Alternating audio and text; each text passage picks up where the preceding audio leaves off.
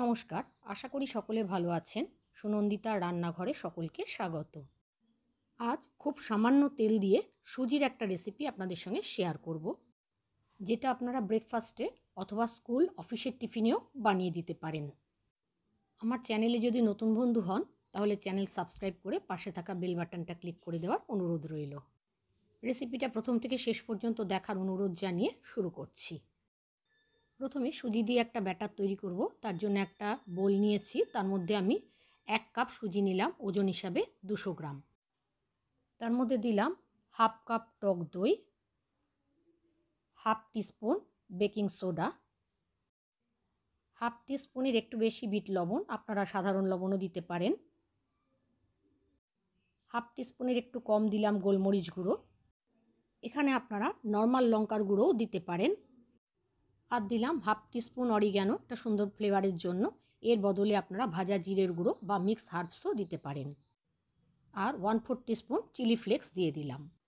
অল্প একটু চিনিও দিলাম, এটা অপশনাল, এটা না দিলেও চলবে। সব কিছু ভালোভাবে মিশিয়ে একটা ব্যাটার তৈরি করতে হবে। তার জন্য অল্প অল্প জল দিতে হবে। একেবারে কিন্তু খুব বেশি জল দেবেন না, তাহলে পাতলা হয়ে যাবে। অল্প অল্প জল দিয়ে ব্যাটারটা তৈরি করতে হবে। ব্যাটারটা যখন এরকম ঘনত্বের হবে তখন একটা ঢাকা দিয়ে আমি মিনিট 15 রেখে দেব। তার চেয়ে বেশি সময়ও আপনারা রাখতে পারেন। এখানে আমি কিছু সবজি খুব ছোট করে কুচিয়ে নিয়েছি কিছুটা বাঁধাকপি, কিছুটা গাজর, ক্যাপসিকাম আর একটা পেঁয়াজ। সবজির পরিমাণটা আপনারা আপনাদের পছন্দ অনুযায়ী নিতে পারেন। এদিকে 15 মিনিট বাদে আমি বাটির ঢাকনাটা সরিয়ে নিলাম। এবার এখানে দিয়ে দিচ্ছি 1 চা চামচ গ্রেট করে রাখা আদা।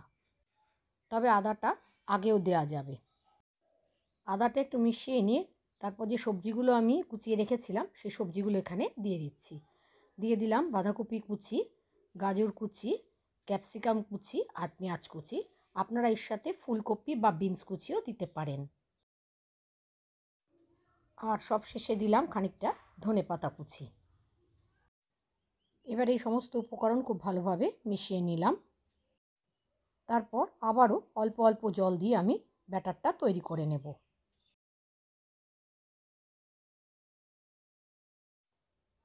ব্যাটারটা কিন্তু এইরকম ঘনত্বের হবে, খুব বেশি পাতলাও না আবার খুব বেশি ঘনও না। গ্যাসে একটা ননস্টিক তাওয়া বসিয়ে সেটাকে গরম করে তার মধ্যে অল্প সাদা তেল দিয়ে দিলাম। তেলটাকে একটা ব্রাশের সাহায্যে প্যানের চারদিকে একটু ছড়িয়ে দিলাম।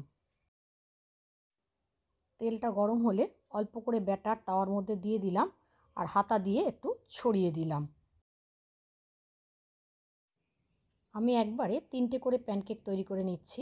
আপনারা 4টেও করতে পারেন অথবা একটা একটা করেও করতে পারেন। এবার মিডিয়াম ফ্লেমে রেখে আমি এক পিঠ সেঁকে নিয়েছি। এবার আরেক পিঠ উল্টে দিলাম।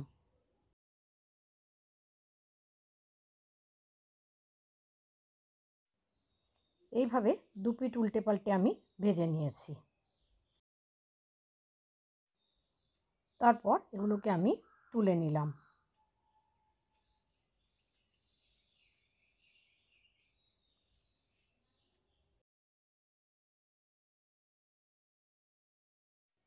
আবারও একইভাবে আমি পরের বার অল্প তেল ব্রাশ করে নিলাম, নিয়ে আবারও আমি প্যানকেকগুলো একইভাবে তৈরি করে নিয়েছি।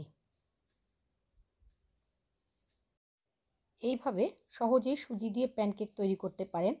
অনেক বাচ্চা সবজি খেতে পছন্দ করে না, এইভাবে করে দিলে কিন্তু তারা খেয়ে নেবে। রেসিপিটা কেমন লাগলো জানাবেন। ভালো লাগলে অবশ্যই একটা লাইক দেবেন। আমি এটা টমেটো কেচাপের সাথে পরিবেশন করেছি। আপনারা কিন্তু ধনেপাতা চাটনি দিয়েও পরিবেশন করতে পারেন। দেখুন প্যানকেকগুলো কীরকম নরম হয়েছে। ফেসবুক থেকে দেখলে আমার চ্যানেলটা ফলো করার আর ইউটিউব থেকে দেখলে আমার চ্যানেল সাবস্ক্রাইব করে পাশে থাকা বেল বাটনটা ক্লিক করে দেওয়ার অনুরোধ রইল। আজ তাহলে এখানে শেষ করছি। আবার আসবো নতুন কোনো রেসিপি নিয়ে। ততক্ষণের জন্য সকলে ভালো থাকবেন, সুস্থ থাকবেন। ধন্যবাদ।